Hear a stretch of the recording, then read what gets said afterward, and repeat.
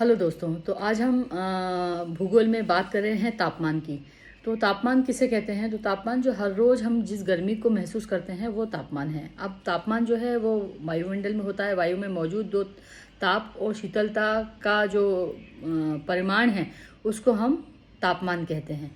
अब वायुमंडल में तापमान केवल दिन और रात में नहीं बदलता, बल्कि मौसमों के अनुसार, ऋतुओं के अनुसार भी वो तापमान में परिवर्तन होता है। अगर हम सर्दी ठंड के मौसम की बात करते हैं तो तापमान हम अलग महसूस करते हैं, और गर्मी के तापमान की हम अगर बात करते हैं तो हम ज़्यादा तापमान महसूस करते हैं। तो ऐसा अंतर क्यों होता है, ये भी इसका भी बहुत बड़ा कारण है।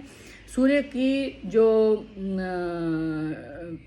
मतलब जब पृथ्वी अपने अक्ष पर घूमती है और जब सूर्य भूमध्य रेखा पर सीधा होता है उस समय में गर्मी जो है उसका असर हम पर ज़्यादा होता है। और जब सूर्य जो है थोड़ा सा कर्क रेखा की तरफ या मकर रेखा की तरफ टिल्ट होता है, पृथ्वी जब टिल्ट हो जाती है तो तापमान में परिवर्तन होता है और शीत ऋतु आती है। तो शीत ऋतु के परिणाम स्वरूप हमको जो तापमान है उसका जब हम तापमान हमको कम लगता है। ऐसे ही जब हम भूमध्य रेखा पर रहते हैं तो तापमान भूमध्य रेखा पर पड़ने वाले जितने भी देश हैं उन सबका तापमान जो है वो अधिक होता है।